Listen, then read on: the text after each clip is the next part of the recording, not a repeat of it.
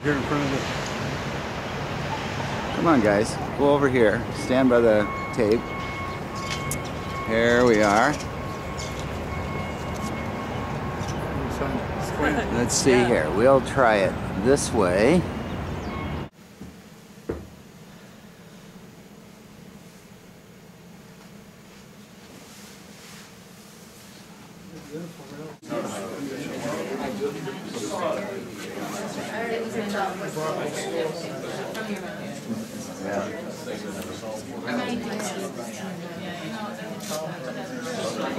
People from all over the 1st District of Iowa, people that I never would have had a chance to work with if I hadn't run for Congress. And these 3 individuals have given so much back to Clinton County that I just want to take time in front of all of you to tell you what a terrific job they've done. And I also have told each one of them that there's no better title in life than past anything. So I hope that you will all take the time after they have moved on to thank them for their enormous contribution. One of the things that we talked about last year was the impact that the Recovery Act could have in Clinton County, in your communities. And one of the things I've tried to do with my congressional office is be as transparent as possible when it comes to spending your money. So if you go to my official website, braley.house.gov, you will see every dime that's been spent in the 1st District of Iowa under the Recovery Act, including the money that's gone into Clinton County. And one of the things that I've tried to do is show people that no matter what they've read about the Recovery Act, no matter what they've heard about it, if you go to my website, there is no doubt that each county in the 1st District of Iowa has seen significant benefits in terms of funding that's gone into their communities, and if they have a concern about how that money is being spent, it's all right there, and we encourage them to give us feedback. To give you some sense of what's happened with the Recovery Act money in Clinton County, about $3 million has gone to area school districts, which, as you all know, in these tough economic times has had an enormous impact.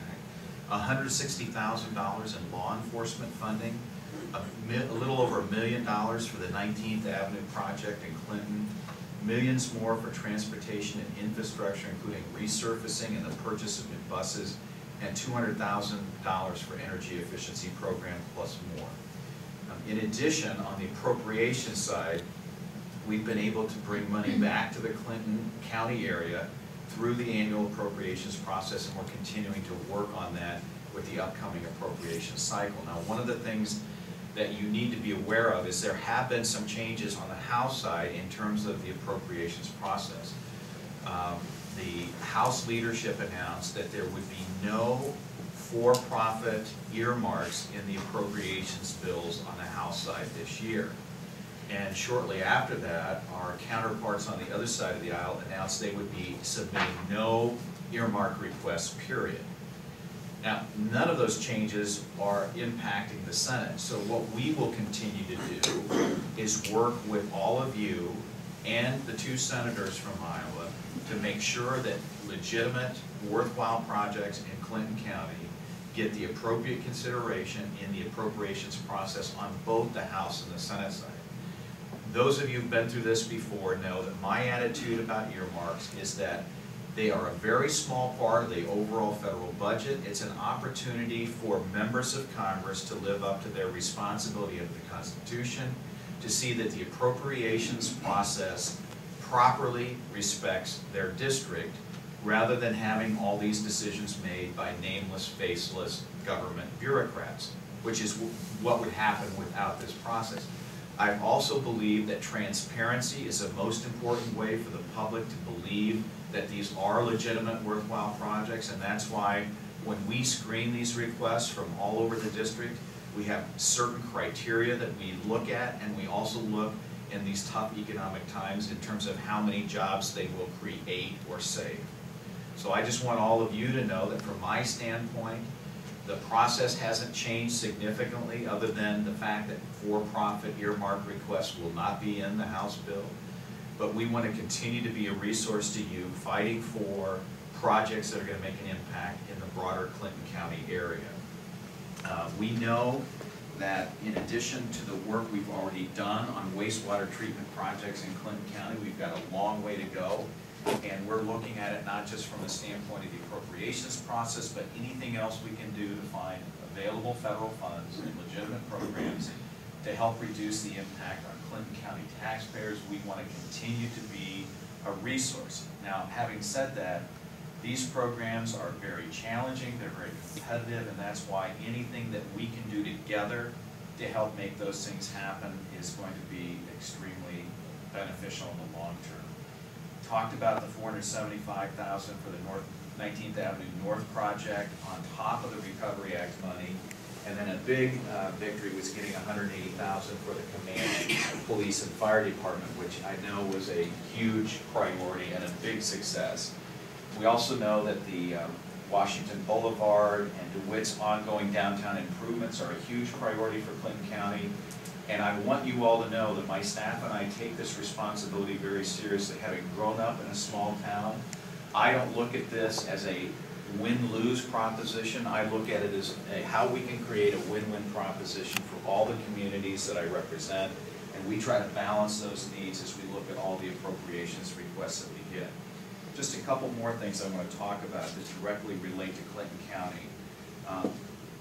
If you look at what's happening around the country with the reduction in federal agencies at a local level, my staff and I believe that keeping the Clinton Social Security office open was a huge victory for the people of Clinton County. And I say that because I know what an extraordinary number of people depend upon Social Security for their daily living needs. And when you create more obstacles in terms of travel in order to get those benefits clarified and finalized, you're just setting up roadblocks that make it more difficult for people to get the benefits that they're entitled to. And then that money turns over in your communities. So that's why we were so proud of that success, and want to thank all of you and the people of Clinton County for helping us in that very important effort.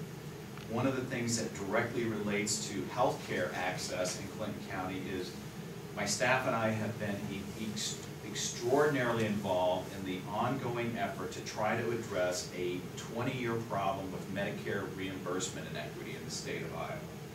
And as you probably know, we were able to get significant changes in the health care bill that passed the House that was going to directly affect that.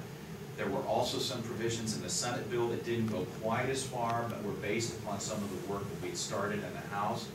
And we are continuing to work as the health care bill moves forward in both the House and the Senate, because we know that by improving the reimbursement. Hey, Tom.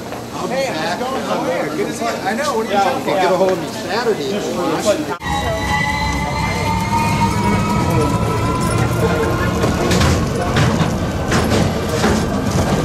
We took the trolley over here before, but I've never been on the subway. This is cool. Yeah.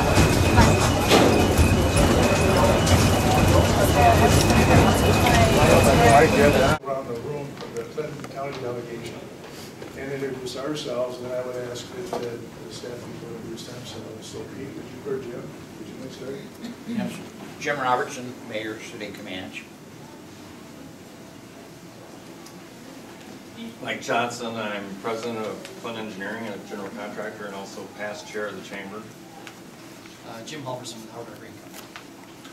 I'm Pete Clausen, president of Clausen Companies in Clinton and current chairman of the Clinton Regional Development Corporation. I'm Lori Susie with Sedona Staffing and the current chair of the Chamber of Commerce. Joan Young with Mercy Medical Center in Clinton. Gary Shelburne, Public Works Director, City of Clinton. Jane Sandoval, citizen of Clinton. Don Tilgen, I'm sorry.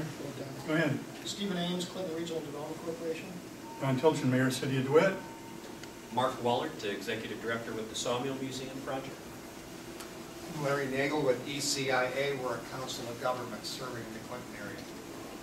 Tom Detterman with the US 30 Iowa Coalition and the Clinton Regional Development Corporation.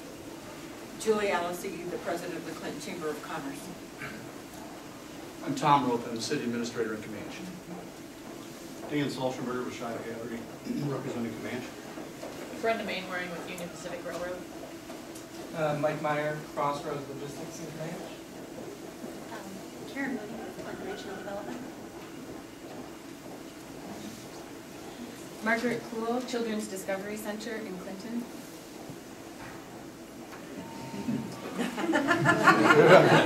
Samantha and Rachel, yes. Citizens. Jeff Warren, City Administrator in Clinton. I'm Paul Gassman, City Council. And I'm Mayor Roger Holm, Clinton, Iowa. Sherry, welcome.